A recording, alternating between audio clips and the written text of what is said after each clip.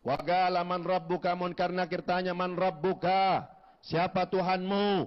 Dia jawab Habibi Abdullah Ba'alwi.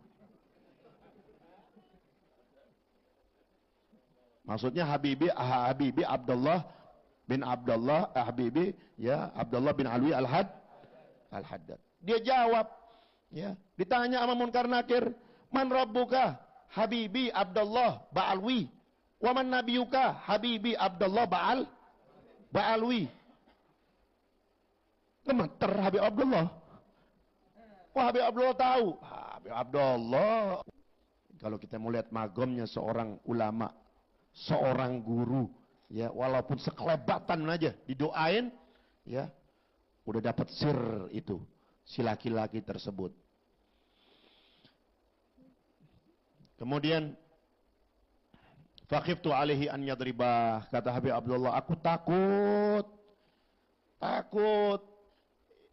dua malaikat ini bakal gebukin dia nih, nyeksa dia gara-gara jawabannya salah.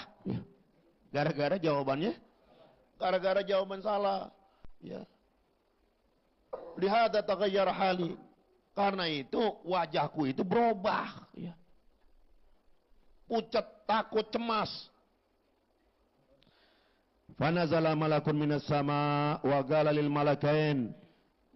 Kemudian satu malaikat dari langit dan bertemu dengan malaikat Munkar dan berkata kepada Munkar dan Nakir, si malaikat ini nih yang diutus nih, ya malaikat nggak mungkin turun kalau nggak diutus sama Allah, betul? Malaikat turun, kemudian apa berkata kepada malaikat Munkar dan Nakir, idza qala lakuma habibi Abdullah Ba'alwi faqula lahu marhaban bik wa bihabibika Abdullah Ba'alwi.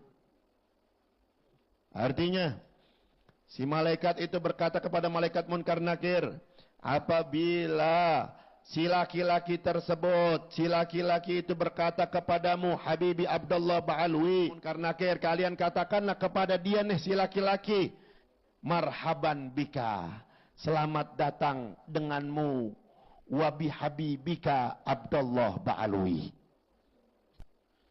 dan dengan Habibmu, kekasihmu Abdullah Ba'alwi. Lihada farihtu wa dhahiktu, dan karena ini nih aku tertawa dan tersenyum. Shallu ala nabi. Luar biasa. Semua cerita-cerita khurafat ini jika disampaikan oleh orang-orang Ba'alwi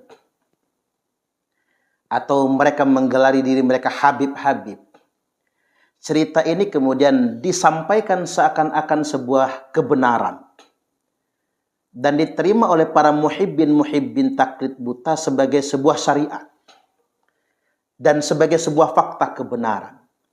Maka di sini saya ingin tegaskan bahwasanya Ba'alwi tak sekedar hanya ngaku-ngaku sebagai cucu Nabi, tapi ajaran Bani Ba'alwi ini bisa merusak akidah umat Islam. Bahkan bisa membuat umat ini jatuh kepada kemusyrikan. Bayangkan ada kemudian sebuah narasi cerita yang dikemas dengan bahasa Arab, dengan kutipan-kutipan kitab khurafatnya Bani Ba'alwi, lantas kemudian mengarang cerita sedemikian rupa dan diterima sebagai sebuah kebenaran. Mengapa saya katakan ini bisa merusak akidah umat Islam? Karena ada sebuah gambaran cerita, ahli kubur ditanya man rabbuka. Kemudian dia jawab Habib Abdullah Ba'alwi. Wa man nabiyuka. Lalu ditanya siapa nabimu? Habib Abdullah Ba'alwi. Lantas kemudian diberikan semacam narasi, jawaban itu nggak salah. Jawaban itu malah benar. Ditanya Tuhannya Habib Abdullah Ba'alwi. Ditanya nabinya Habib Abdullah Ba'alwi. Dan si ahli kubur ini kemudian mendapatkan keselamatan, kabar gembira. Gara-gara menjawab Tuhannya Habib Abdullah Ba'alwi. Gara-gara menjawab nabinya Habib Abdullah Ba'alwi. Nah, seorang oknum Habib ini menarasikan sedemikian rupa dengan rujukan kitab khurafatnya, lalu didengarkan oleh muhibbin di majelis tersebut, bahkan mungkin didengarkan oleh muhibbin se-Indonesia Raya tercinta ini dan diterima sebagai sebuah kebenaran. Dan ini benar-benar merusak akidah umat Islam, ini merusak syariat dan bisa membuat orang jatuh kepada kemusyrikan. Jadi mau apa lagi yang membuat kita menjadi terhambat untuk kemudian mendobrak Ba'alwi ini? Saya ingin sampaikan kepada kiai-kiai Nusantara yang katanya ulama, yang katanya muhibbin, mengapa Anda semua diam dengan semua doktrin-doktrin khurafatnya Bani Ba'alwi? Dan cerita-cerita khurafat Bani Ba'alwi ini bukan hanya dinarasikan dalam bentuk kata-kata ucapan dongeng-dongeng yang diceritakan di majelis, tapi sudah ada rujukan kitab-kitabnya. Anda bisa lihat misalnya di Manhajus Sawi misalnya, atau di Syarhul Ainiyah. Di sana ada bukti otentik tertulis secara tekstual mengenai cerita-cerita khurafat dan doktrin-doktrin Ba'alwi yang melanggar syariat, menabrak syariat, bahkan merusak akidah. Lalu kemudian kita diam saja dengan berhusnuzon misalnya. Lalu kemudian kita bersikap diam dengan berhusnuzon misalnya. Karena dengan alasan mereka ini adalah cucu Nabi. Ini nggak bisa dibiarkan. Ini merusak agama. Saya ingin sampaikan bahwasanya kesalahan terbesar atau dosa terbesar Bani Ba'alwi itu satu. Karena mereka semua telah mengaku-ngaku cucu Nabi. Menyambungkan nasab mereka kepada nasab suci Rasulullah SAW, padahal mereka bukan anak cucu Nabi. Yang kedua, mereka menabrak akidah Islam, menabrak syariat Islam dengan berbagai macam ajaran yang bertentangan dengan syariat. Kemudian yang ketiga, mereka menguatkan ajaran mereka bukan dengan data, bukan dengan ilmu, tapi dengan doktrin yang sifatnya khurafat. Menyesatkan umat dan membodohi umat. Ini Majelis Ulama Indonesia nggak boleh diam ini. Kemana MUI gitu? Kemana fatwa MUI? Kemana komisi fatwa MUI? Untuk mengkaji ini semua. Ada sebuah klan yang begitu masifnya membangun cerita-cerita khurafat yang menyesatkan umat seperti ini.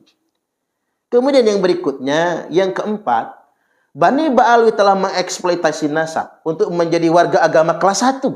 Ini tidak boleh dibiarkan. Ini harus segera benar-benar dituntaskan sebetulnya. Kemudian yang kelima, telah terjadi ghulu. Perbuatan yang berlebih-lebihan dalam syariat agama. Dan ini tidak boleh dibiarkan. Makanya hadirnya sosok Kiai Haji Imaduddin Utsman Al-Bantani adalah sebagai kehendak Allah Subhanahu wa taala. Karena sudah ada yang berlebih-lebihan dalam perilaku beragama yang dilakukan oleh sekelompok Ba'alwi. Mengapa mereka aman dan nyaman? Karena mereka mengaku-ngaku sebagai anak cucu Nabi. Dan sayangnya ada begitu banyak orang di negeri ini yang percaya mereka sebagai anak cucu Nabi. Karena mengapa? Kiai-kiai ulama yang berilmu justru menguatkan mereka sebagai cucu Nabi. Maka semua orang yang berilmu pasti akan dimintai pertanggungjawaban oleh Allah Subhanahu wa taala. Ingat, hati-hati ghulu dalam beragama. Ghulu itu atau berlebih-lebihan adalah penyakit orang yang beragama. Yakni penyakit ahlul kitab. Makanya Allah Subhanahu wa taala mengingatkan, memerintahkan kepada nabi kita, "Qul ya ahlal kitabi la taghlu fi dinikum ghairal haqq." Katakan Muhammad kepada ahli-ahli kitab itu agar mereka itu tidak berlebih-lebihan, tidak ghulu fi dinikum dalam urusan agama kalian, dalam pengertian berlebih-lebihan bukan dengan cara yang hak atau cara beragama yang melampaui batas, tidak sesuai dengan yang disyariatkan. Hari ini saya ingin mengerucut sesuai dengan permintaan. Kita akan membahas tentang ghulu dalam memperlakukan nasab keturunan Rasulullah sallallahu alaihi wasallam. Ini penting karena sudah menjadi diskusi nasional, bahkan internasional. Sampai diangkat di podcastnya Bang Haji Roma Irama, Pak. Maka ini menjadi betul-betul bumi.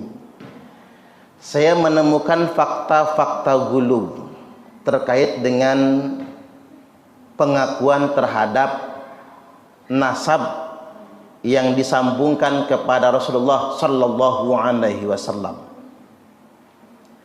Dalam tanda kutip, khususnya di Indonesia, ada sekelompok orang dari klan tertentu, kita nyebutnya klan Ba'alwi, karena pendulumnya itu Alwi bin Ubaidillah. Klan Ba'alwi ini mengklaim diri mereka adalah keturunan Nabi. Bahkan tidak segan-segan menyebut mereka adalah ahlul bait Nabi. Menjadi hulu karena klan ini menjadi kasta beragama nomor 1 di dalam Islam, menjadi kasta tertinggi. Apa buktinya? Buktinya dia merasa lebih istimewa daripada muslim yang lain. Bahkan dalam ceramah-ceramah disampaikan, kiai merasa setara saja dengan Habib, maka kiai itu tidak akan masuk surga. Jadi seorang pun merasa setara saja dengan mereka, itu sudah bakal masuk neraka. Dan kita selain dari klan mereka, haram menikahi syarifah, perempuan dari keluarga mereka. Pernikahan itu haram dan mereka batalkan kalau terjadi.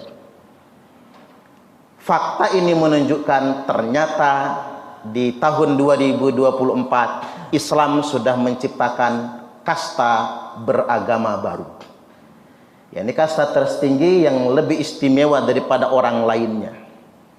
Sampai-sampai ada ucapan begini, kaki Habib ahli maksiat itu lebih mulia daripada kepala kiai yang mengamalkan ilmunya.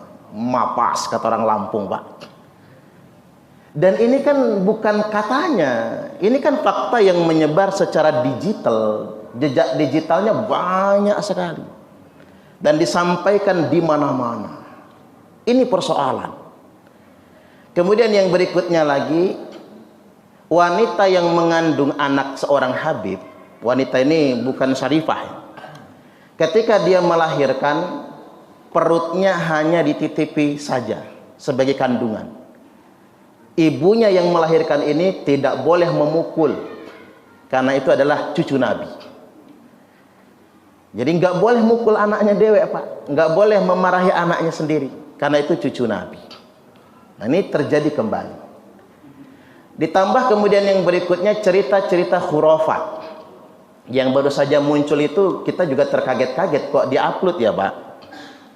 Mereka membuat pernyataan Habib apa gitu namanya, saya lupa. Itu secara fikih level mujtahidnya sama dengan Imam Syafi'i sebagai mujtahid mutlak. Tapi ruhaninya, ruhnya itu jauh lebih tinggi daripada Imam Syafi'i. Waduh, kok bisa membanding-bandingkan ulama ya? Syekh Faqih Muqaddam itu lebih mulia daripada Syekh Abdul Qadir Al-Jailani. Ada bahkan yang bisa mi'raj 70 kali, Pak. Ngalahin Nabi kita itu, Pak. Nabi aja seumur hidup mi'raj cuman sekali. Nah, dia sehari bisa 70 kali. Jadi berbagai macam kemudian penggunaan nasab Nabi kita untuk kepentingan kelompok tertentu, keluarga tertentu. Bahkan seolah-olah dengan pengakuan sebagai cucu Nabi itu ada privilege, ada hak istimewa. Karena yang menderita itu sebetulnya masyarakat NU sendiri. Itu pesantren-pesantren dipalaki, Pak. Nggak tanggung-tanggung orang yang ngaku-ngaku cucu Nabi itu datang. Paling dikit minta 5 juta, 15 juta, 25 juta. Ada kiai yang dimintai 30 juta. Ente kaya karena kakek aneh. Benar, ini kalimatnya begitu, Pak. Kiai, ente kaya itu gara-gara kakek aneh. Maka aneh sebagai cucu kakek aneh minta 30 juta. Nah, si kiai ini nggak ada uang segitu, hanya ada 15 juta. Begitu dikasihkan 15 juta, uang segitu ditabur di mukanya kiai, Pak. Kebayang nggak oleh kita? Di NU itu kiainya sangat dihormati oleh santri. Tapi oleh oknum Habib tersebut ditaburkan uang di mukanya. Gara-gara nggak cukup 30 juta. Jadi orang alim yang betul-betul dihormati, ulama yang betul-betul dihormati jadi rendah. Gara-gara mereka merasa kastanya lebih tinggi daripada orang lain. Dan berbagai macam bentuk fenomena yang lainnya. Nah, terkait dengan ini semua, ini kan sudah ada hulu, fakta berlebih-lebihan dalam agama terhadap ini semua. Bahkan ada pernyataan begini, Habib itu walaupun ahli maksiat, dia akan mati husnul khotimah, dia tetap akan masuk surga.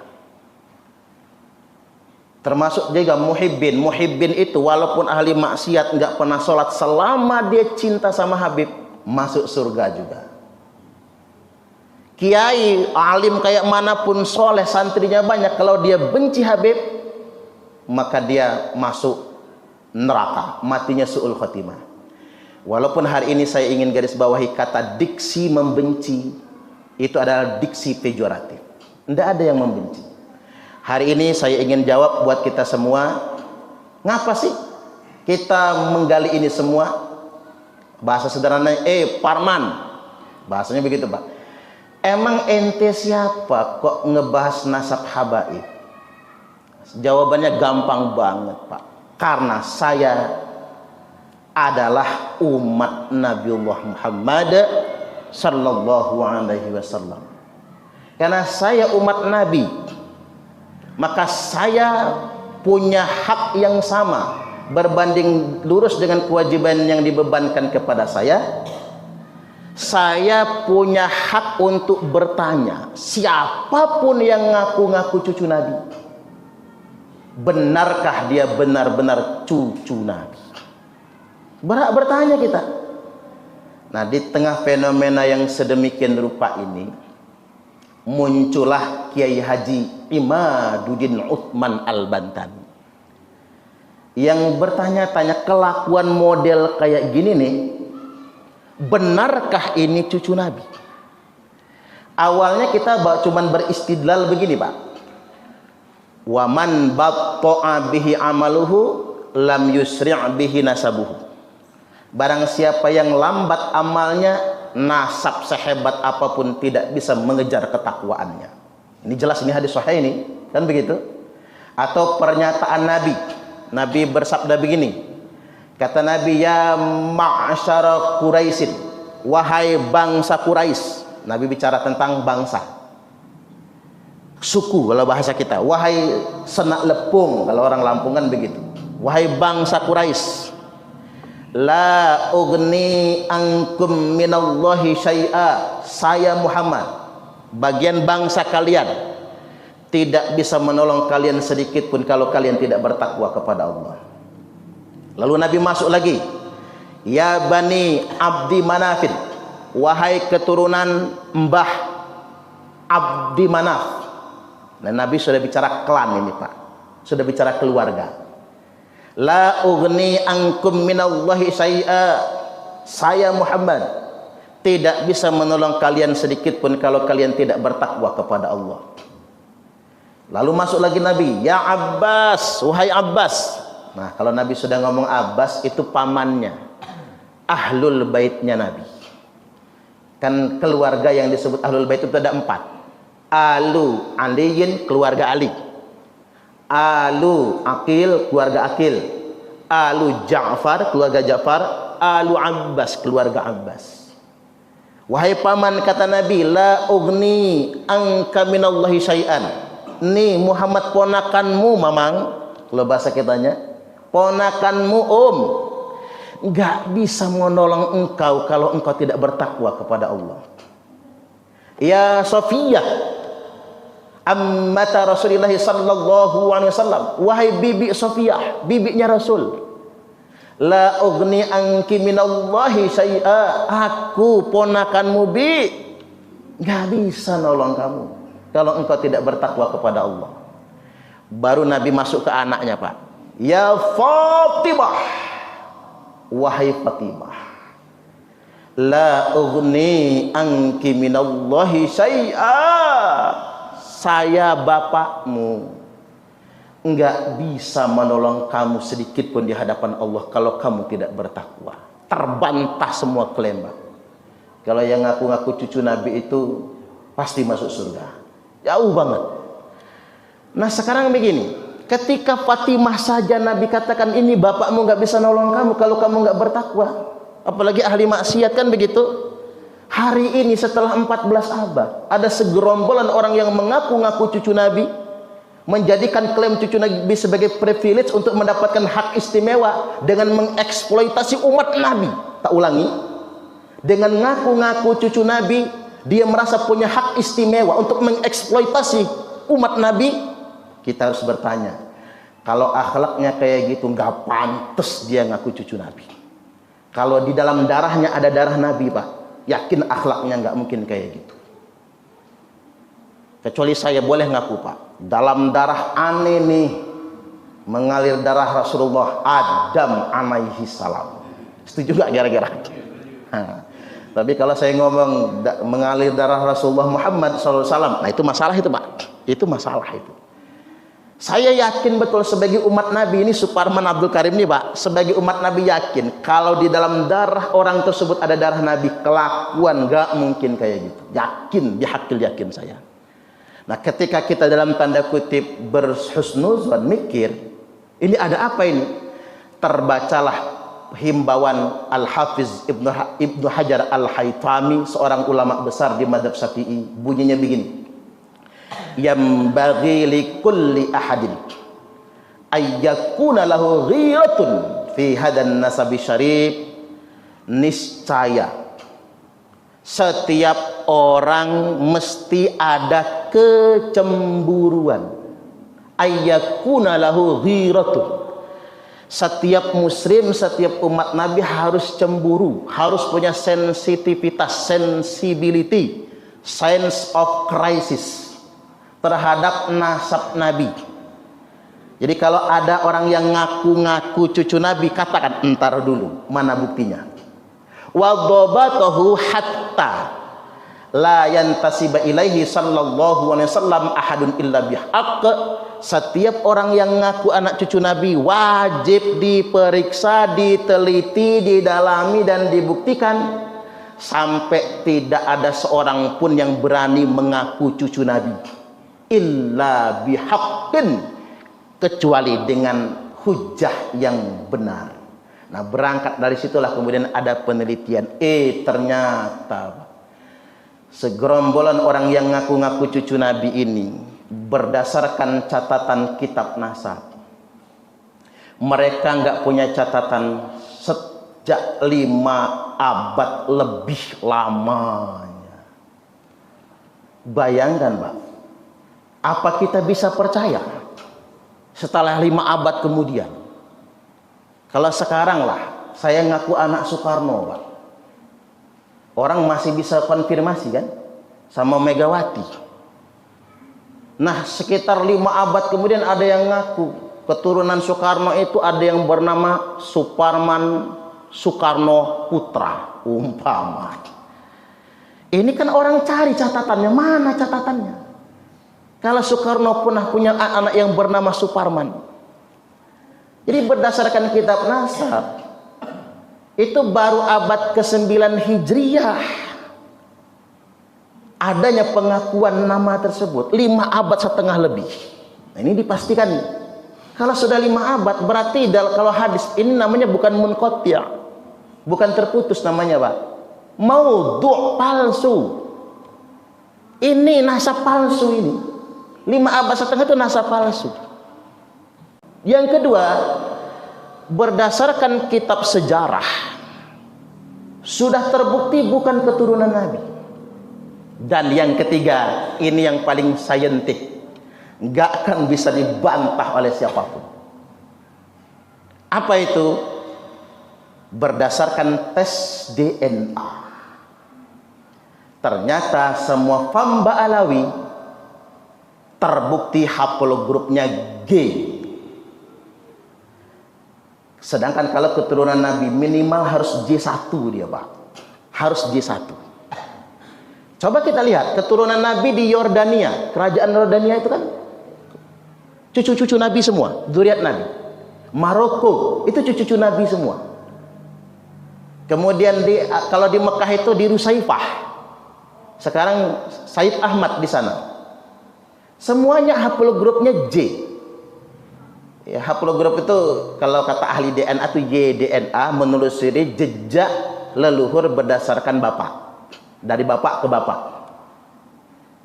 Dia kalau keturunan Nabi minimal dia harus J1. Tinggal lihat mutasinya ke arah mana nantinya. Sampai segitunya. Ini ilmu pengetahuan nggak bisa dibantah. Makanya saya akan mengundang Dr. Sugeng, ahli DNA BRIN. Termasuk juga mengundang lagi Kiai Haji Imaduddin Usman Al-Bantani, karena kemarin baru ke kabupaten, Pak, belum di Bandar Lampung. Dan dialog kita di kabupaten-kabupaten itu 50% lebih itu orang yang kontra. Nah, ini kan kebenaran berdasarkan ilmu, maksud saya. Kebenaran berdasarkan ilmu ini yang nggak bisa kita tolak. Ini bukan berdasarkan kebencian. Ya kita ingin ya sama Habib-Habib di Indonesia ini, yuk kita bareng-bareng jadi umat Nabi aja yuk.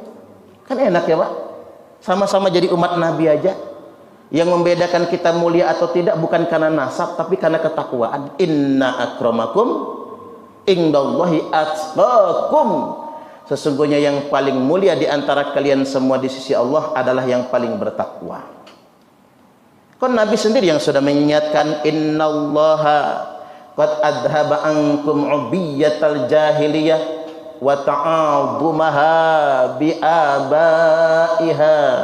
Sesungguhnya Allah Ta'ala sudah mencabut dari kalian semua feodalisme jahiliyah, kesombongan jahiliyah, di mana masyarakat jahiliyah itu kata Nabi terbiasa membangga-banggakan nasab, membangga-banggakan orang tua, membangga-banggakan leluhur. Ayo kita jadi umat Nabi saja, saling bekerja sama satu sama lain. Entah begini Pak, fenomena kayak gini kan hanya terjadi di Indonesia. Di Arab mana ada orang membanggakan dalam darah aneh? Nggak ada. Di Mesir nggak ada. Bahkan di Yaman sendiri pun masyarakat Yaman nggak mengakui itu cucu Nabi. Ini kan sudah ribut di Yaman sebetulnya Pak duluan. Akhirnya untuk mengatasi ribut diadakan tes DNA besar-besaran. 180 Habib dari berbagai macam marga tes DNA sudahan, haplogrupnya G. G itu apa? Etnis Yahudi Askenazi, bangsa Eropa Kaukasia.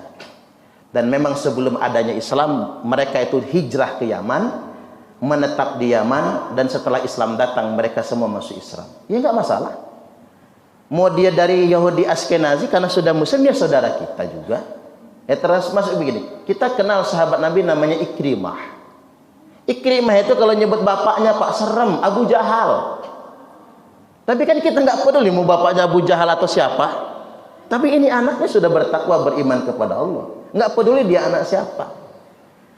Ya kayak orang Lampung Pak. Orang Lampung kan nenek moyangnya itu agamanya Buddha kan. Ya, Hindu dulu baru Buddha ya Pak. Karena kerajaan Pugung itu dulu cabang kerajaan Sriwijaya kan. Ya agamanya Buddha kan. Kemudian masuk Islam. Masuk Islamnya jalur mana? Dari Sunan Gunung Jati kan begitu. Sampai Sunan Gunung Jati menikahi dua putri kerajaan Pugung, Putri Sinar Kaca dan Putri Sinar Alam.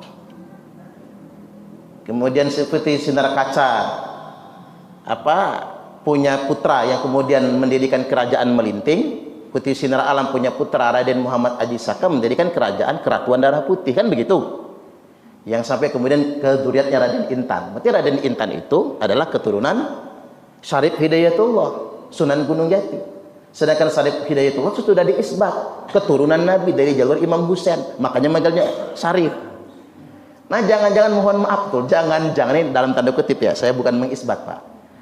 Kita manggil-manggil orang cucung Nabi. Padahal cucung Nabi itu adalah keturunan Keratuan Darah Putih. Justru di Lampung ini, suku asli Lampung, diantaranya adalah keturunan Nabi. Makanya keturunan Raden Intan 1 Dari keturunan, karena Raden Intan II kan meninggal dunia Pak. Raden Intan I itu kakeknya. Punya anak 2. Raden Imba Kesumaratu II dan Dalem Kesumaratu I. Raden Imba Kesumaratu II itu anak tertua dari Raden Intan I. Perang melawan VOC. Akhirnya ditangkap, dipenjarakan di Batavia, lalu dibuang ke Timur Leste sana, yang dikuasai VOC, sampai dibunuh oleh Belanda. Di tahun wafatnya Raden Imba Kesumaratu, di tahun itulah, tidak lama langsung beberapa hari kemudian lahirlah Raden Intan Kesumaratu II atau Raden Intan II yang perang melawan Belanda, kemudian gugur di masih bujang. Karena beliau masih bujang, maka kekuasaan kerajaan atau keratuan diserahkan kepada keturunan pamannya, keturunan dalam Kesumaratu, yakni Raden Muhammad Jamil, yang sekarang masih ada sampai sekarang, baik di Bandar Lampung, Raja Basa maupun di Kuripan sana, Kalianda. Nah artinya memang begini, saya sampai datang ke sana, coba kata saya, jajal tes DNA dulu. Ya bukan untuk membanggain nasab, sumputin aja udah tahu nanti. Kalau benar J1, nah ini cucung Nabi. Cucung Nabi itu Pak nggak pernah membanggakan darahnya, nggak pernah. Dia akan sembunyikan itu. Jadi balik lagi saya ingin sampaikan, karena ada fenomena gulu terhadap nasab, maka muncullah sosok Kiai Haji Imaduddin Usman Al-Bantani yang meneliti, dan sampai hari ini tak terbantahkan penelitian beliau. Belum ada yang bisa membantah penelitian beliau. Berdasarkan kitab nasab, berdasarkan kajian sejarah dan tes DNA, sekelompok orang yang mengaku-ngaku cucu Nabi di Indonesia ini tidak terbukti sebagai cucu Nabi. Maka saya ingin tegaskan pada kesempatan hari ini, haram hukumnya ngaku cucu Nabi Muhammad SAW kalau tidak bisa menunjukkan bukti. Ini kan fenomena yang ada di NU, menjadi fenomena luas untuk bangsa Indonesia. Setelah saya pikir-pikir Pak, ternyata usia NU ini berdasarkan tahun Masehi sebentar lagi berumur 100 tahun. Kan tahun 26 nanti. Ini sudah nggak nyampe 2 tahun lagi, setahun sekian bulan lagi. 31 Januari 2026 nanti pas 100 tahun. Dan berdasarkan kalender Komariah, usia NU hari ini sudah 101 tahun. 1 abad lebih 1 tahun. Rasulullah sallallahu alaihi wasallam telah bersabda, "Innallaha yab'atsu fi hadhil ummati ala ra'si kulli mi'ati sanatin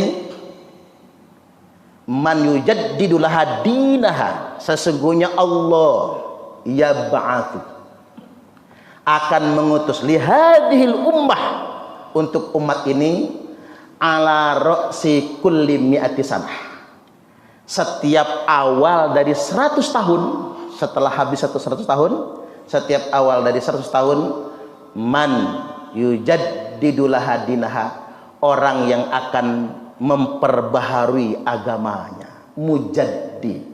Nabi mengingatkan setiap 100 tahun akan muncul mujaddid yang akan mengevaluasi hal-hal yang berlebihan dalam ajaran agama tersebut. Baik, sampai di sini kita buka tanya jawab.